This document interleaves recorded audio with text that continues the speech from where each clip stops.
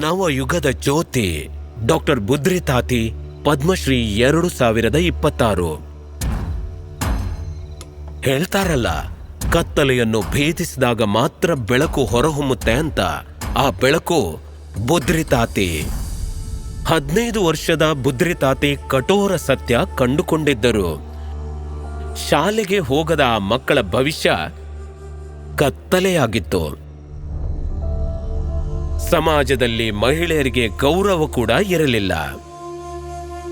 ಅಂತಹ ಸಹೋದರಿಯರಿಗಾಗಿ ಯಾರು ಕೆಲಸ ಮಾಡ್ತಾರೆ? ಅವರನ್ನು ಅನುಭವಿ ಸ್ವಾವಲಂಬಿಗಳನ್ನಾಗಿ ಮಾಡಲು ಶಿಕ್ಷಣ ಅತಿ ಅಗತ್ಯ. ಕಠಿಣ ಹಾದಿ. ಜನರು ಪಲಾಯನ ಮಾಡುತ್ತಿದ್ದ ನಕ್ಸಲ್ ಪೀಡಿತ ಪ್ರದೇಶ. ಲೆಕ್ಕವಿಲ್ಲದಷ್ಟು ಸವಾಲುಗಳು.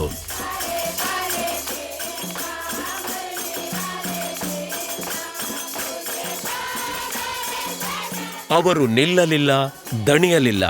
ಹಸಿವು ಅಥವಾ ದಾಹದ ಬಗ್ಗೆ ಚಿಂತಿಸಲಿಲ್ಲ.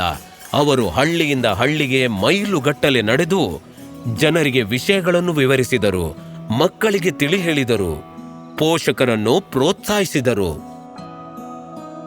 ಕೆಲವೊಮ್ಮೆ ಬಾಗಿಲು ಮುಚ್ಚಿದಾಗ ಒಮ್ಮೊಮ್ಮೆ ನಮ್ಗೆ ತುಂಬಾ ನೋವಾಗ್ತಿತ್ತು, ನಮ್ಮನ್ನು ನೋಡೇ ಬಾಗಿಲು ಮುಚ್ಚಿದ್ರು ಅಂತ. ಸಮಯ ಕಳೆದಂತೆ ಮುಚ್ಚಿದ ಬಾಗಿಲು ತೆರೆದವು. 90ರಲ್ಲಿ ಮಕ್ಕಳಿಗಾಗಿ ಚಿಕ್ಕ ಮಕ್ಕಳ ಶಾಲೆಯನ್ನು ಪ್ರಾರಂಭಿಸಿದೆ. ಪ್ರತಿಭೆ ಧೈರ್ಯ ತೋರಿಸಿತು. ನಮ್ಮ ಬಸ್ತಾರ್ಗೆ 3-4 ಜಿಲ್ಲೆಯ ಸಹೋದರಿಯರನ್ನು ಕರೆತಂದರು. ಅಲ್ಲಿ ಅಕ್ಕ ಹೊಲಿಗೆಯನ್ನು ಕಲಿಸಿದರು. ಇಂದು ಅನೇಕ ಮಹಿಳೆಯರು ಜೀವನೋಪಾಯವನ್ನು ಗಳಿಸುತ್ತಿದ್ದಾರೆ. ಸಂಸ್ಕೃತಿ ಗುನುಗುಣಿಸಲು ಆರಂಭವಾಯಿತು. ತಿರಸ್ಕರಿಸಿದ ಸಮಾಜವೇ ಅವರನ್ನು ಬರಮಾಡಿಕೊಂಡಿತು. ಆದರೆ ಬುದ್ರಿ ತಾತಿಯ ಅತಿ ದೊಡ್ಡ ಪ್ರತಿಫಲವೆಂದರೆ ಮಕ್ಕಳ ನಗು ಮತ್ತು ಶಿಕ್ಷಣದತ್ತ ಅವರ ಹೆಜ್ಜೆಗಳು. ಅವರು ಮಕ್ಕಳಿಗಾದರೂ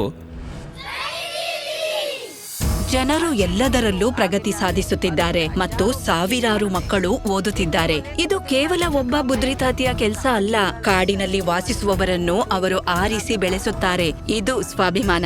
ಮನ್ಸಲ್ಲಿರುತ್ತೆ ನಾವು ದೊಡ್ಡ ಸಾಧನೆ ಮಾಡಿದ್ವಿ ಅಂತ, ಸಮಾಜಕ್ಕೂ ಕೂಡ ಏನೋ ನೀಡ್ತಿದ್ದೇವೆ ಅಂತ ನಮ್ಗೆ ಅನ್ನಿಸುತ್ತದೆ. ಡಾಕ್ಟರ್ ಬುದ್ರಿ ತಾತಿ ಪದ್ಮಶ್ರೀ 2026. ಕೋಟಿ ಕೋಟಿ ನಮಸ್ಕಾರ.